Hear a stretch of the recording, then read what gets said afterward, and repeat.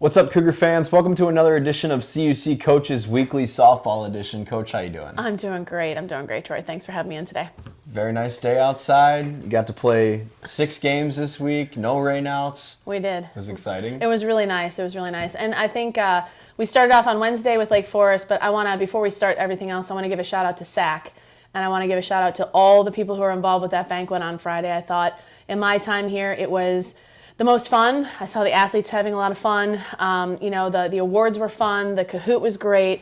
So kudos to all those involved with that, and all the administration, all the coaches that were there, everybody outside of our program. I just think Friday was great. I think it was a really great way to celebrate our student athletes and the accomplishments that they had. There were some up there that I didn't even know, so I think it's really cool for coaches that don't get a chance to see that all the time. So you guys just did a great job. So wanted to start off with that. Thank you. We appreciate that very much. It's a lot of work, and so when it all comes together and we find out that people enjoy the time. Yeah, it's and McLeod and PL, I'm not going to butcher her whole last name like everybody else does, for running the behind-the-scenes stuff on that too. They really deserve really big thumbs up and snaps for that, for sure. Okay. Absolutely. Well, thank you very much.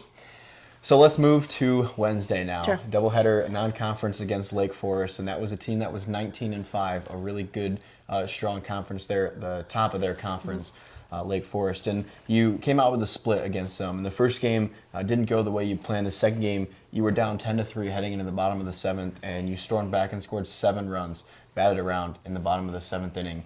Ultimately ended in a tie because of the darkness, unfortunately. But I would have put money on you were going to come back and win that game. Maybe.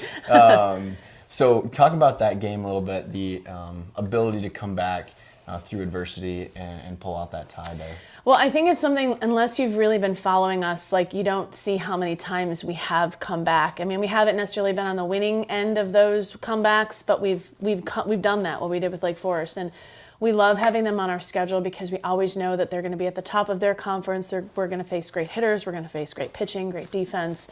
And it just keeps us moving to make sure that we're at our best when we get to conference.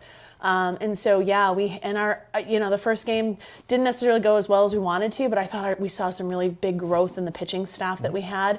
I think Eden and Callie and Emma, they all kind of stepped up in that game, Megan as well. We are a very young staff when it comes to that as far as inning-wise. And then game 2, Ash came out to starting the game, and then we kind of maneuvered around because we knew we were going to have to do that because they're great hitters. And then our girls are learning to compete, and that's, I think, one thing from the banquet that I took is that the gentleman that was there was talking about how you never want to stop your love of learning, and that is true. Like, as a team, you have to keep growing each game that you play, whether you're at the top or maybe a little bit where we're at, still really pushing to get to the conference tournament. So, I mean, I think we saw growth that way in a lot of our kids, and I think that carried over to our games this weekend, which were conference. Our games against Lakeland were great games. They were great games. Our first game we left, we had bases loaded in like 3 innings and just didn't get that timely hit. But, the second game we were learning and we had the hit that came through, and then that helped us with our games on Sunday. So we're continually battling that way. And you mentioned that doubleheader against Lakeland. That was your senior day. In good, hard-fought battles. It was a 3-run loss and a 2-run loss against the number 2 team in the conference in terms of standings. And so coming out of the split on Wednesday, you get a couple days off and celebrating your seniors.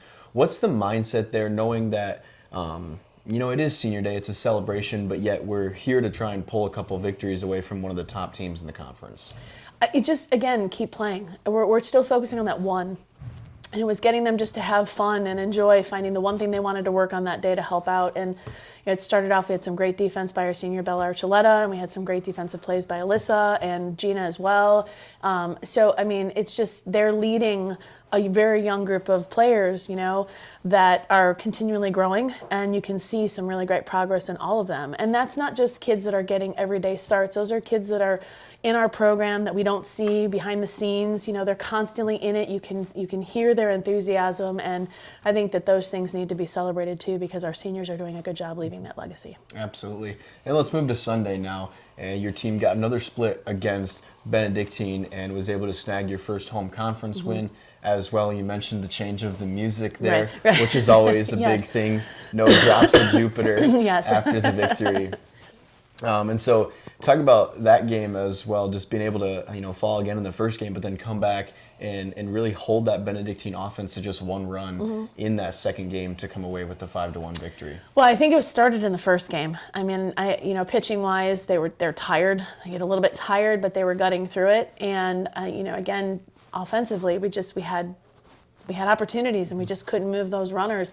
And Ben U had to keep scoring. They knew they had to keep scoring because they've seen what we have done, prior to this.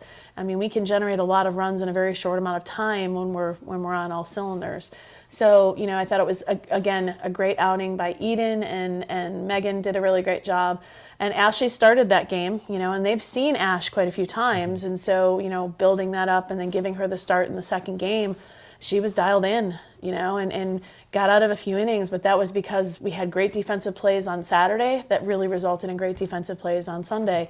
And it's all over. We had diving catches by Haley Goldsby in the outfield. We had Arissa Santos, making a diving play up the middle with bases loaded that saved another run, that stopped a bases loaded situation for them. So, I think it's just, they feel that confidence and they're building that, and hopefully we'll be able to keep that moving and stay as consistent as possible and not have that roller coaster that we're on. But that's part of it. It's all part of learning and a part of the fun that goes along with it. So.